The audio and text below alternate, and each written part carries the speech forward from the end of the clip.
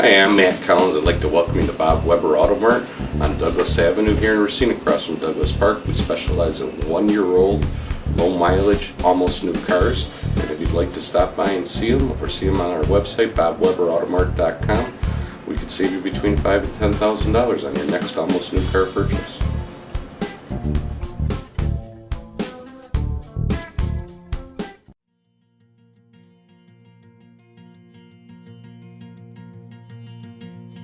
I'm Michael Burke, and this is Money Talks.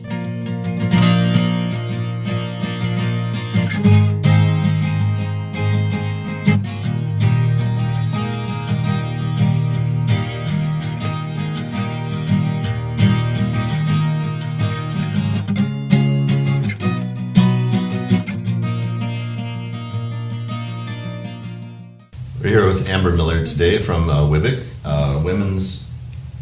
State for me. Sure. So the Wisconsin Women's Business Initiative Corporation, also known as WIBIC. Yeah. And briefly, what does WIBIC do? Sure. So WIBIC is a nonprofit organization. We've been around 27 years, and we're actually statewide. We have an office Racine, Kenosha, Madison, and Milwaukee. And what we do is help entrepreneurs start or grow their business, and we do that with quality business education courses, and then also small business loans. And then our other hat is we do financial awareness. So we help people with budgeting, money management, financial awareness. And that's exactly what we're going to be talking about today. We're going to be talking about saving, tips for saving, strategies. And by the way, I neglected to say your title. You are Regional Project Director in the Milwaukee office. Out of the Milwaukee office, correct. Yeah, so sorry about that. That's okay. We should also mention you're a Racine native. I am a Racine native. I'm a Park alum. I won't say what year, but I'm born and raised in Racine. Just moved out probably about 5-6 years ago. Yeah. So what Americans are not known globally as great savers. So how do we stack up, and how bad did it get during the Great Recession? What's it like now? Sure. So, when the recession hit in 2007, unemployment was really high, and Racine County has one of the highest unemployment rates within the state, about 13%. So the last thing... Actually, just to correct, it's about 13% for the city. Countywide, it's more like, I think, 7%. Oh, okay. Yeah. Even the city, county, all of it's, that's still pretty high. So the last thing that people want to do is save. They get their unemployment check, or maybe they're working on a single-family household income. The last thing they want to do is save. So savings back then was about 0 to 2% in their savings account, and these days it's about 7 to 9%. So people definitely are saving, but 7 to 9? That doesn't sound too bad. No, I think it's a step in the right direction, but it could always be better. Mm-hmm. Yeah. Well, how do other countries do? Who are the best savers? And I can guess, but go ahead. Yeah, so the best savers actually, 50% of their income goes to savings in China, believe it or not. Wow, that's amazing. It's amazing. I was even in Florida. I was like, wow, they're really big savers. And also, Japan, savings rate is 25%. Wow. So when you do 7 and 9% compared to 25 to 50%, we're there, but we're not all the way there. Mm-hmm. What about... you have a statistic, I believe, on what percentage of Americans don't save at all. What is that? Yep. So people who don't save at all, especially an emergency fund, is 27%. So an emergency fund is something that you Wait, the 27% of people save nothing? Is that what you're saying? 27% of Americans have no emergency fund at all. Oh, no emergency fund. No emergency fund, but also 40% of adults are not saving for retirement. So that's last on their list. They're not even thinking about maybe one day that they're going to retire. But the emergency fund is important for all ages. So an emergency fund is something like if your car breaks, do you have money that you can take out of your savings to fix it? Maybe something happens to your refrigerator, and this alleviates you taking out money on a payday loan or putting it on your credit card. But isn't that what lines of credit are for? I have a line of credit of something like $12,000, and it's tied to the prime rate. And because the prime rate is pretty low, it's actually... that would be a place I might turn for something like a refrigerator. So you are probably unlike the norm. So some people who have a credit card with $12,000 of credit, including myself, might go on a vacation. They don't use it in the right ways. And also, you're not paying off the balance right away. So some people maybe charge a $3,000 refrigerator, but they're paying it off over 5 years and the interest rate, so they're actually paying double the amount. Mm-hmm. So it's good to purchase things on revolving loan of line of credit if you want to, but you have to pay it off within a timely manner. There's a very standard recommendation, and that's to have 6 months of money to live on. Correct. And I think I'm sure that's because, what if you lost your job? Correct. What if something catastrophic happened? And that's, I assume WIBIC agrees with that? Yes, WIBIC agrees with that. We would love if people even put a minimum of 3 months income. Sometimes 6 months income, depending on what you do for a living, is not manageable, but even a minimum of 3 months. So that is true. If you happen to lose your job or something comes up like a medical bill or fixing the car, you do have those funds available. And I imagine the statistic, if you, I don't know if you know it or not, but I imagine the fraction of people who actually achieve that at 6 months has got to be... It's very minimal. Yeah. I can only speak about the Milwaukee area, but unemployment is high there too, and saving money is not even a thought. Yeah. So that's why we say, can you do at least a minimum of 3 months? So I would say the statistic, and I can maybe speak for the city or county of Racine, is probably slim to none. Yeah. Well, let's talk about how to get there then. Sure. What's the start of... and we're going to try to make the discussion broad enough that just, any middle-class person who might see this can get something from it. Absolutely. So if you just kind of know that you're sort of good with money, you're not terrible with money, but you don't really have a concerted plan, how should you start? Well, there's two things that we can talk about. One is some saving tips, and then also one would be a formal plan. So saving tips could be anything from, eliminating or downgrading your cable bill, which I'm guilty of. I love Me cable. too. Yep. We were talking about that before. Yeah. I hate it. $112 a month going out of my, So 112 times 12 months, you're I don't even want to think about money. that. Yeah. But I also blame the mass media companies because they structure them. We were talking about this. Absolutely. I can't downgrade without losing DVR, which nobody can live without anymore, or losing the ESPN channels and the sports channels. And so to me that I totally agree. I love cable. I'm all about supporting the media and all that. But if I did lose my job, that would be the one. That would be the first thing I would let go. My bill's a lot more than yours. But definitely looking at your cable packages, also negotiating, call Time Warner or Comcast, whoever they are today, AT&T, Uverse, and see what you can do about your bill. I've called once and I was able to save 20%. So just indefinitely, a phone call, or just indefinitely, because really? they do not want to lose your business. Yeah. So it takes you a 3-minute phone call possibly to save a couple $100s a year. And also packing a lunch when you think, Monday through Friday, typical lunch, $7, $8, that's $140 a month that you're using. And it's probably not as healthy as what you can make at home. Also renting books and movies from the library. These are things that anybody can do. Magazine subscriptions are real pricey. So instead of, going to Redbox, you can actually save a couple bucks and go to the library.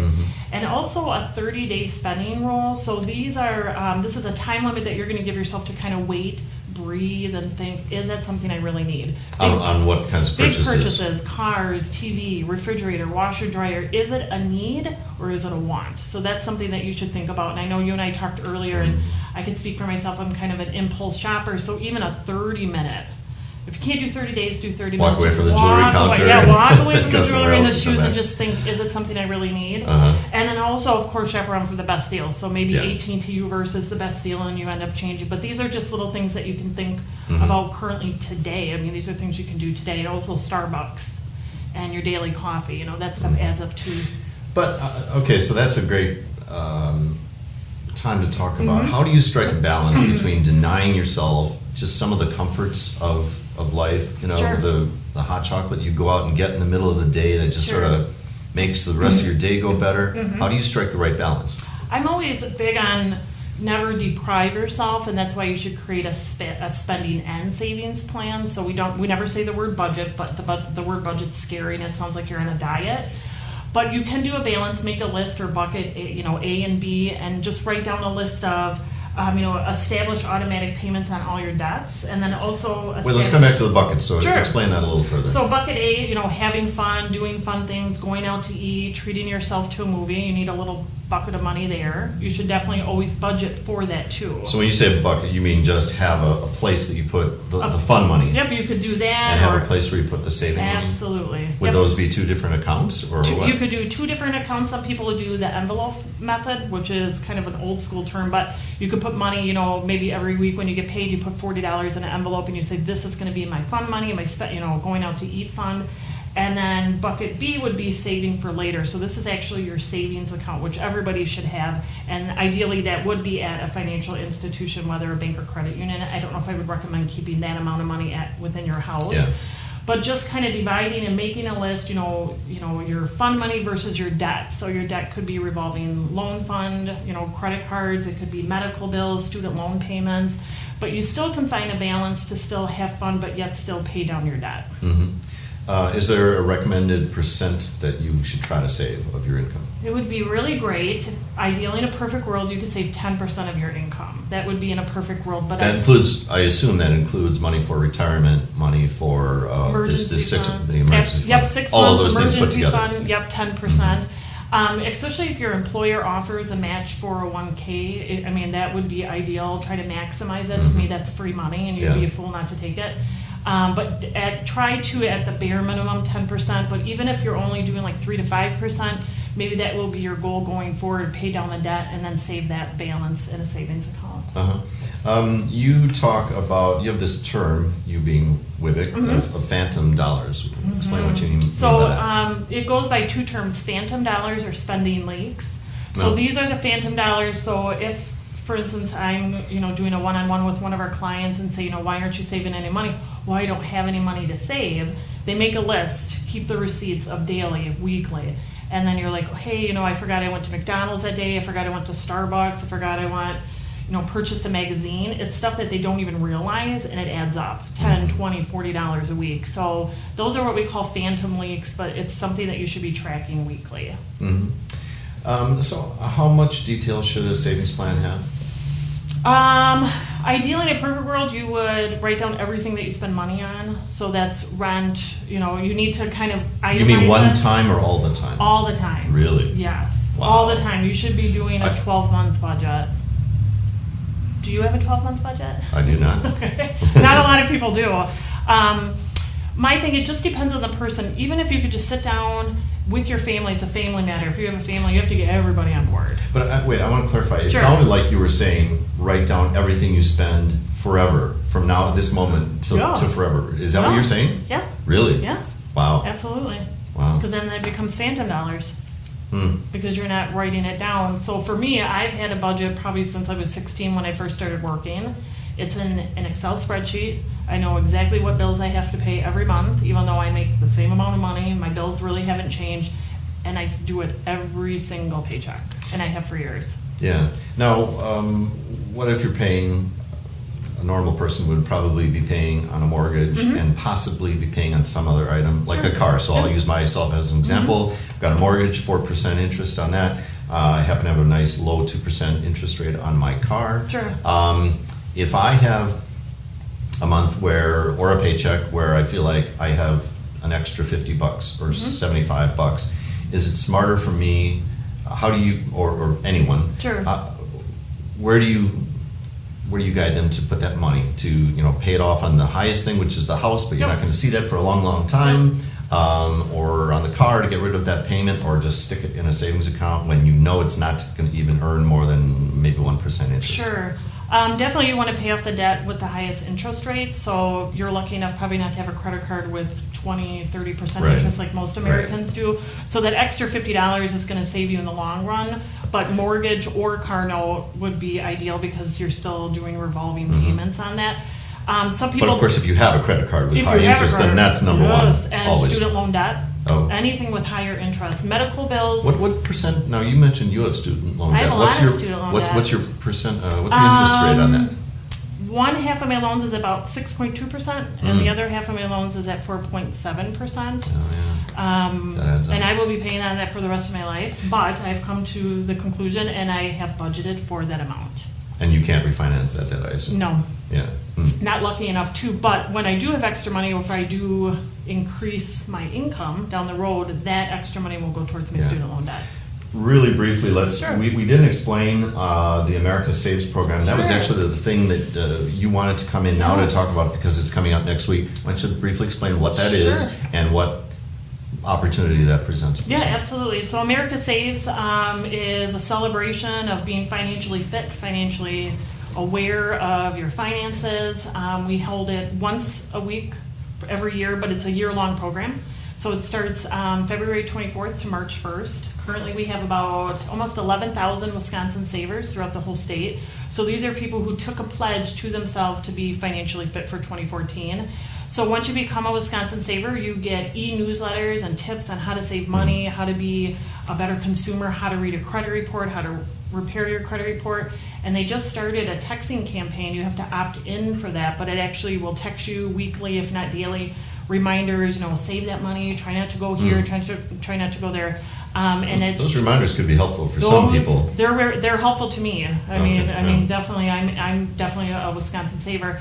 And the program's been around 12 years now, so it's very successful, but we'd love to get more people and how can they engage in that? Absolutely. So go to www.wisconsin-saves.org. Okay. And you can register right away, and within a few days you'll start getting your first e-newsletter, and there's no cost. Absolutely free. Sounds good. With that, Amber Miller, thanks for being with us. Thank you so much. From Wibig, and talking about the America Saves program and just some general savings tips. So thanks a lot for watching. Thank you so much. And thanks to our producer, Scott Anderson. Thank you. See you later.